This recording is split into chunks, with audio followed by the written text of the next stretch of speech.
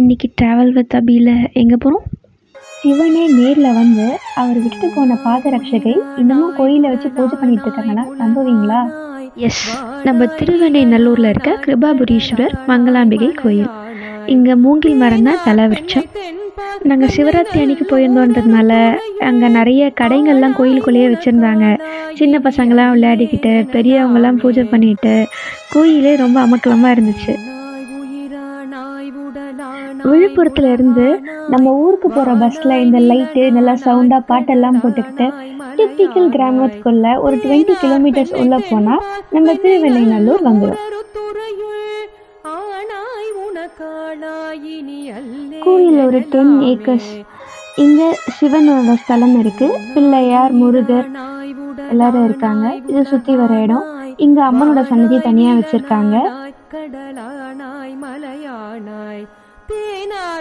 இதுதான் வழக்கு மண்டபம். இதை பற்றி பின்னாடி சொல்கிறேன்.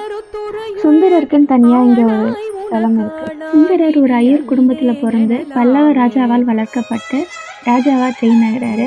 அவருக்கு கல்யாணத்தை அரேஞ்ச் பண்ணும் போது அங்கே ஒரு வயசானவர் வந்து ஒரு ஓலைச்சுவடி காமிச்சு இதில் அடிமை அப்படின்னு சொல்லி கேட்குறாங்க.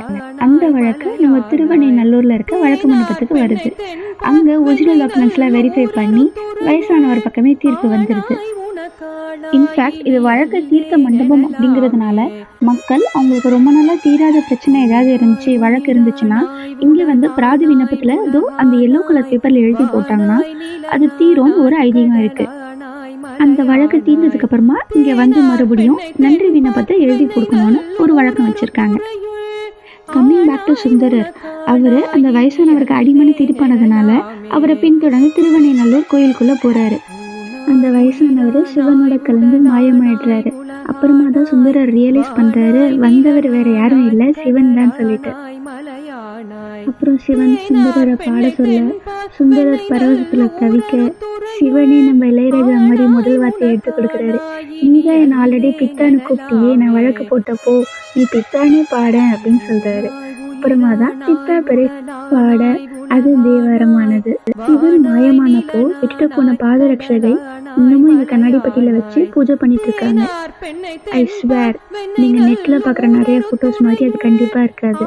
நீங்க அதை நேர்ல வந்து எக்ஸ்பீரியன்ஸ் பண்ணுங்க. It's a divine experience. அதுதான் என்னங்க கூட்டிட்டு போச்சு. உங்களுக்கும் அந்த டிவைன் எக்ஸ்பீரியன்ஸ் கண்டிப்பா கிடைக்கணும். ஓலைச்சுவடியை காமிச்சுதான் நான் உனக்கு அடிமை நீங்க சொல்லணுமா? நான் என் சங்கத்து மொத்தமாவே உங்களுக்கு தான் அடிமை அப்படின்னு சுந்தரர் உருகி உருகி பாடுறாரு. அவர் பாடின அந்த 10 ஸ்டான்ஸாவோட லாஸ்ட் லைனுமே அதை பேஸ் பண்ணி தான் இருக்கும்.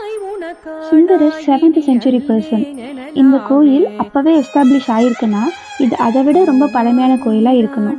இங்க ராஜராஜ சோழன், செம்பியன் மாதேவி, பாண்டியர்கள், விஜயநகர கிங்டம்ஸ், பல்லவர்கள், சாளுக்கியர்கள் எல்லாரும் தானம் கொடுத்த கல்வெட்டுகள் கோயிலோட முன் மண்டபத்திலேயே இருக்கு.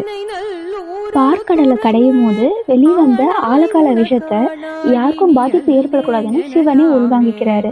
சிவனோட உடம்புல அது ஸ்ப்ரெட் ஆகிடக்கூடாதுன்னு பார்வதி தேவி அவங்க கழுத்தில் கை வச்சு தடுக்கும் பொழுது ரொம்ப ஹீட் ஜென்ரேட் ஆச்சான். உடனே தென்பெண்ணை ஆறுல வெண்ணெயை வச்சு ஒரு கோட்டையை கட்டி அங்க சிவனை வழிபட்டாங்களாம். அதனாலதான் இந்த ஊருக்கு பேரு திருவெண்ணெய்நல்லூர்னு சொல்றாங்க. இந்த மாதிரி ஹிஸ்டாரிக்கல் பிளேசஸ் விழுப்புரம் முழுக்க நிறைய இருக்கு. இன்ஃபேக்ட் தமிழ்நாடு சுற்றியுமே ரொம்ப நிறைய இருக்கு. இது எல்லாத்தையும் ஒன்று ஒன்றா எக்ஸ்பீரியன்ஸ் பண்ண ட்ரை பண்ணலாம்.